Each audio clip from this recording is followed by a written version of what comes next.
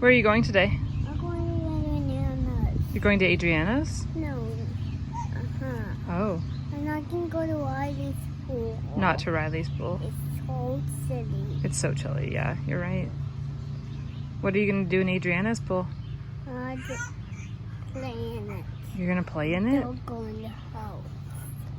Wait, don't go down the deep hole, right? Is there a deep hole? Oh, Then I will lose mommy. oh. In the deep end? Yeah. Ah, I understand.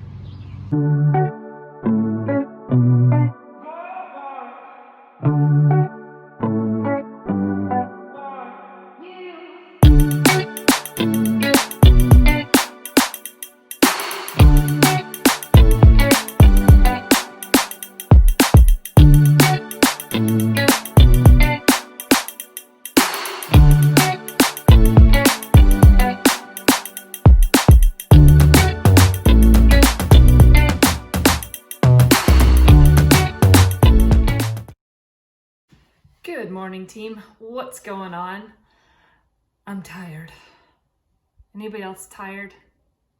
Anybody else find that their children just do not sleep properly in the days leading up to a full moon, and that their attitude and behavior is kind of a little bit out of character or a little bit out of sorts?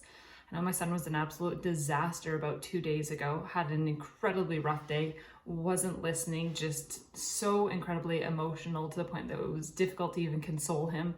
And then both he and my daughter have had difficulty sleeping for the last couple nights, which means that as a result, my wife and I have not been able to sleep either. If you have any suggestions for how to combat the energy that they present to us in the days leading up to a full moon, then please do go ahead and comment in the comment section below. All right, so what I want to talk to you guys about today is having a baby during a pandemic. It was something that I had never in my wildest dreams imagined, but it ended up being the reality for me. So here in Canada on March 13th, that was the last day that things were relatively normal.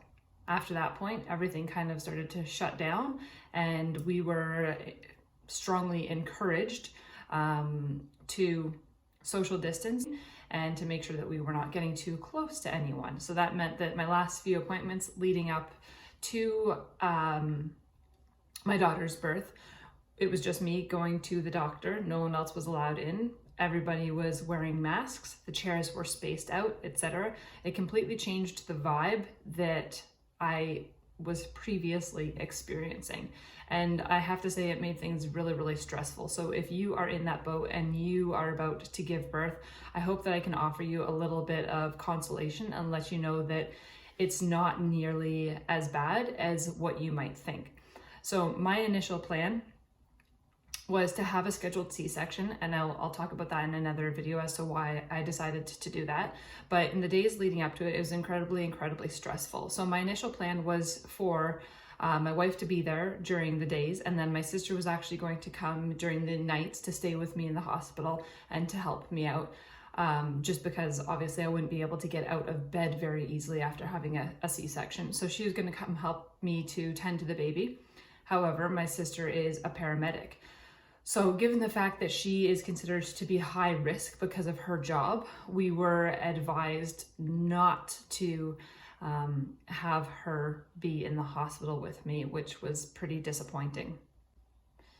In the days leading up to my C-section, my wife was calling the hospital daily to find out what the latest protocol was, because we had heard that in other cities and in other hospitals that people weren't allowed in with the birthing mother at all. So we didn't even in fact know if my wife would be allowed to come in with me for the birth of our daughter. We were very, very fortunate that at the hospital that we were scheduled to give birth, they were allowing one support person in with the birthing mother. So my wife was able to come. However, it meant that we had a toddler who was at home, and we obviously didn't have anybody else that could take care of him. So my sister was not able to, given the fact that she was high risk. My brother, who has 3 children of his own, obviously couldn't take him. And my wife's parents were both still down in Florida. So we were kind of uncertain as to what we should do. So we asked my parents to take my son, which fortunately they said yes to doing that. And so he was able to stay with Grammy and Grandpa while I was in the hospital. And my wife did end up coming home at night because we didn't want to change his routine too much. It was already a big change in routine with him no longer going to daycare, etc., and not being able to go to the library, not being able to go to the park, all of those things. So we didn't want to disrupt his routine any further. So my wife did come home at night. And then the next day, she came back to the hospital in the morning, and my son went back to Grammy and Grandpa's house. So stressful, but we created a plan, we made it work. And so that was very, very helpful. So let me tell you about the actual day of. It was stressful. I was anxious. I didn't sleep well the night before, but I didn't really have a whole lot of choice. If I could have just stayed at home and birthed my baby at home, then I think that would have been my preference, but I knew that that wasn't a reality given the way that my first pregnancy had gone. So like I said, scheduled C-section, lots of anxiety.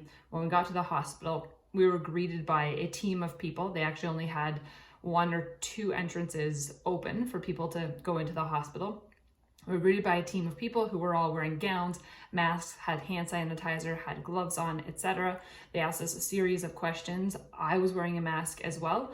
And once we had answered the series of questions, my wife and I were allowed to proceed to the elevator in order to go up to the birthing suites. Now, this hospital, we've been there several times before for a variety of reasons, and it was an absolute ghost town. I thought that there would be a lot of people there because of the pandemic, but in fact, it was completely deserted. So we didn't have to worry about trying to stay away from people as we were heading to the elevator, etc. As soon as we got upstairs and we got to the birthing suites, they took us immediately to the pre-op room where they prepped me for the C-section. From there, they moved me into the operating room and completed the C-section, and everything briefly felt very, very normal.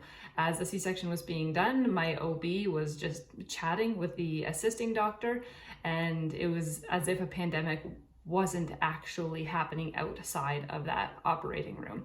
And fun fact, the entire staff who delivered our daughter was female. So we had 3 female nurses, we had 3 doctors in there, and then obviously myself and my wife, and we brought a beautiful baby girl into this world. And we had no idea that she was going to be a girl.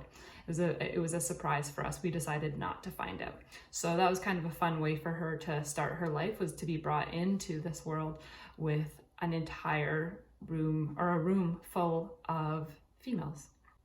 After the C-section, they moved us to the pre-op room. We were the only people who were in there, and then obviously the nurse was in and out. The doctor also came in to check on us, but aside from that, it was just us in this gigantic room.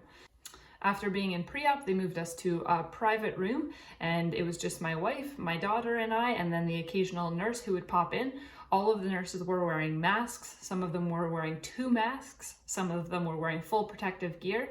They would sanitize their hands when they walked into the room. They would sanitize their hands when they left the room. And everybody was incredibly, incredibly accommodating, encouraging, and they made us feel like it was really a safe place to be. Not long after we had been moved into our own room, we saw a ton of people leaving maternal child, and that was because the doctors had gone in and basically discharged all patients who seemed like they were relatively healthy. So they were trying to get people out of there as quickly as they possibly could. Normally, when you have a C-section, you're required to stay in the hospital for a minimum of 48 hours.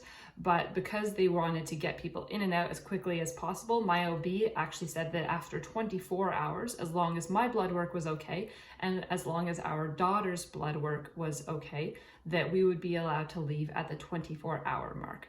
So that's what we did. Everything came back clear. We were looking healthy.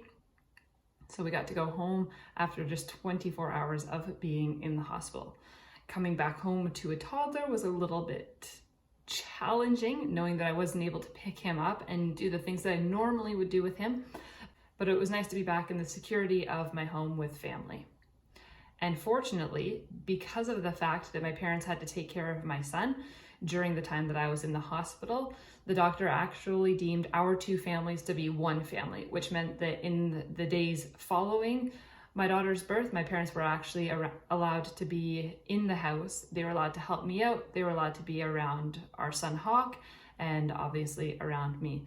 So that was tremendously helpful. If you too have to give birth during this pandemic, know that everything is going to be absolutely fine.